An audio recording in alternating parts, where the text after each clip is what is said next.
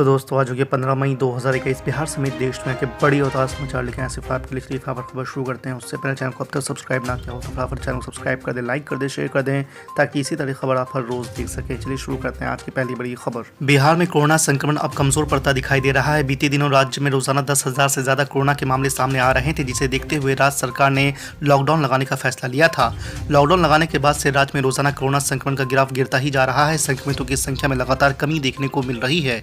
आपको बता दें कि शनिवार को राज्य में 7,494 नए मामले सामने आए हैं, तो वहीं बिहार में सक्रिय मामलों की कुल संख्या 89,563 है। बीते 24 घंटे में 1,08,316 सैंपल की जांच हुई है। अब तक कुल 5,44,445 मरीज ठीक होकर घर जा चुके हैं।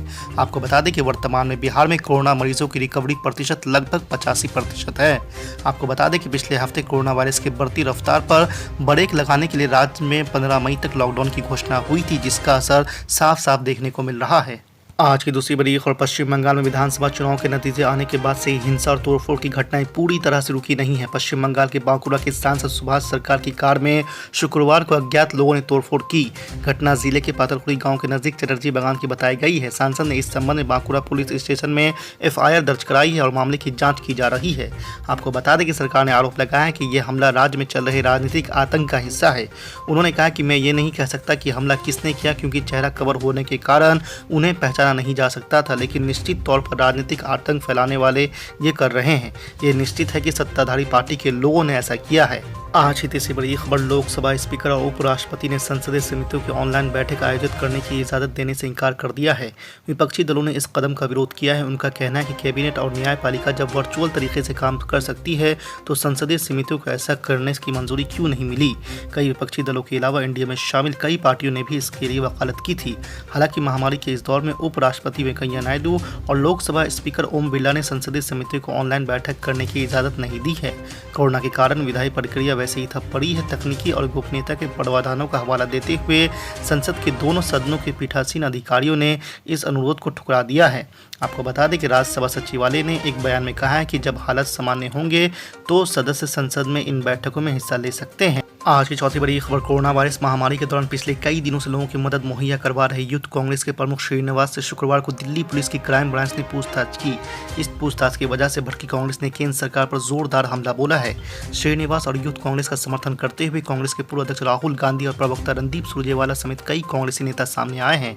मालूम हो कि पिछले कई दिनों से यूथ कांग्रेस के प्रमुख श्रीनिवास लगातार सोशल मीडिया के जरिए से महामारी के चपेट में आए लोगों की मदद कर रहे हैं। अस्पतालों में बेड्स, ऑक्सीजन सिलेंडर्स, कंसेंसर्स, अलग अलग तरीके से यूथ कांग्रेस लोगों की मदद मुहैया करवा रही है। कांग्रेस के पूर्व अध्यक्ष राहुल गांधी ने ट्वीट कर कहा है कि बचाने वाला हमेशा मारने वाले से बड़ा होता है।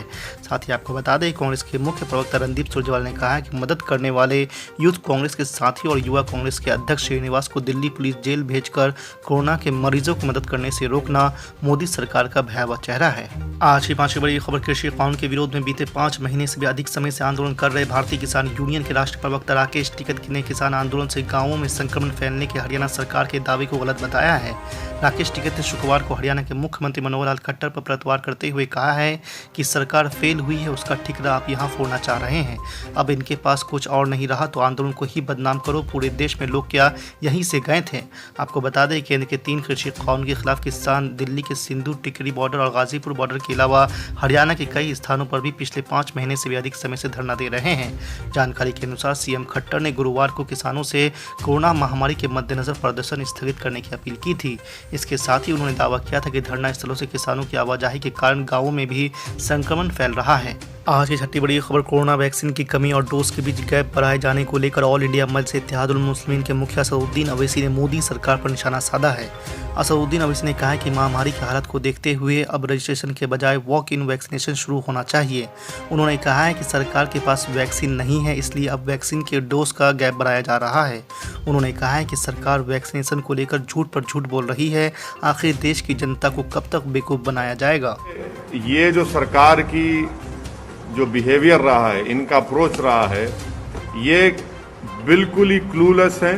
कोविड के कंट्रोल इनसे निकल चुका है। इनके पास इंसानियत नाम की चीज़ बाकी नहीं रही है। अगर बाकी होती तो इतनी बड़ी गलती कि फॉरेन कंट्रीज से 300 टन का emergency covid aid Delhi airport पर रुका हुआ है। जिसमें 5,500 ऑक्सीजन कॉन्सेंट्रेटर्स हैं, 3,200 ऑक्सीजन सिलेंडर हैं, 1,36,000 रेमडेसिविर इंजेक्शन है।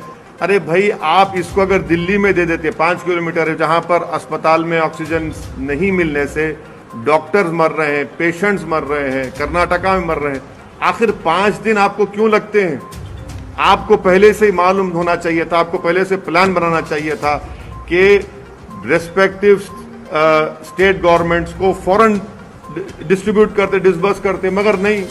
लोग मर रहे हैं ऑक्सीजन से, जिसको भारत में लोगों को ऑक्सीजन कॉन्सेंट्रेटर की जरूरत है, सिलेंडर्स की जरूरत है, मगर दिल्ली सरकार जो है, दिल्ली के बादशाह सो रहे हैं अपने, इनको कोई पता ही नहीं है। कोई बोलता है एम्पावर्ड ग्रुप ऑफ मिनिस्टर्स, कोई बोलता है कि और मिनिस्ट्री करेंगी। अरे ये वक्त आपको एक्शन लेने का है। आप तो सुप्रीम कोर्ट में जाकर कह दिए कि प्रधानमंत्री और होम मिनिस्टर जिम्मेदार होंगे। इतने लोग मर रहे हैं तो जिम्मेदारी किस पर आएगी? कहाँ गया प्रधानमंत्री का वो स्टेटमेंट के अगर किसी गाड़ी के टायर के नीचे एक कुत्ते का बच्चा भी आता है तो हमको तकलीफ होती है? यहाँ तो इंसान मर रहे हैं।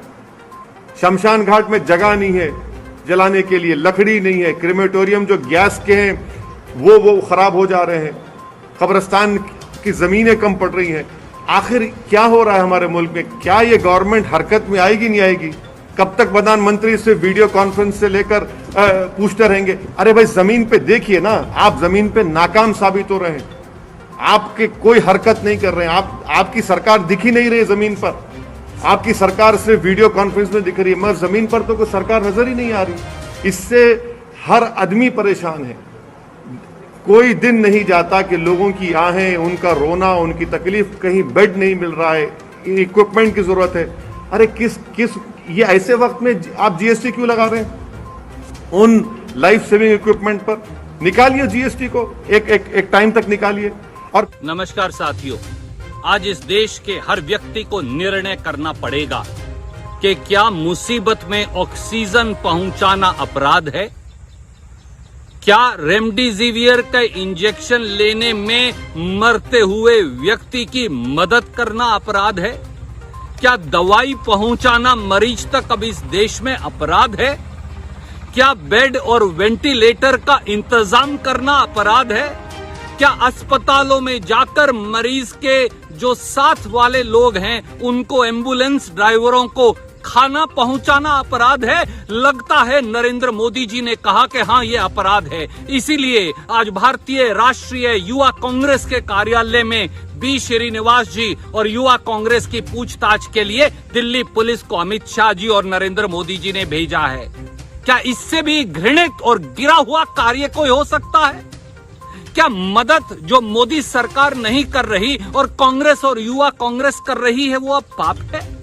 शर्म करिए मोदी जी, शर्म करिए। आपकी सरकार को चुल्लू भर पानी में डूबकर मर जाना चाहिए। युवा कांग्रेस और कांग्रेस सोनिया गांधी जी और राहुल गांधी जी के मार्गदर्शन में इसी प्रकार सेवा करती रहेगी। हमें हथकड़ियां लगाइए, हमें जेल में डालिए, पर ऑक्सीजन दिलवाने, रेमडेसिविर का इंजेक्शन दिलवाने, वेंटिलेटर और बेड दिलवाने, भोजन दिलवाने और कोरोना मरीजों की मदद करने से युवा कांग्रेस और कांग्रेस के साथियों को आप कभी नहीं रोक पाएंगे। ये हमारा संकल्प भी है और हमारा दृढ़ निश्चय भी। धन्यवाद। जय हिंद।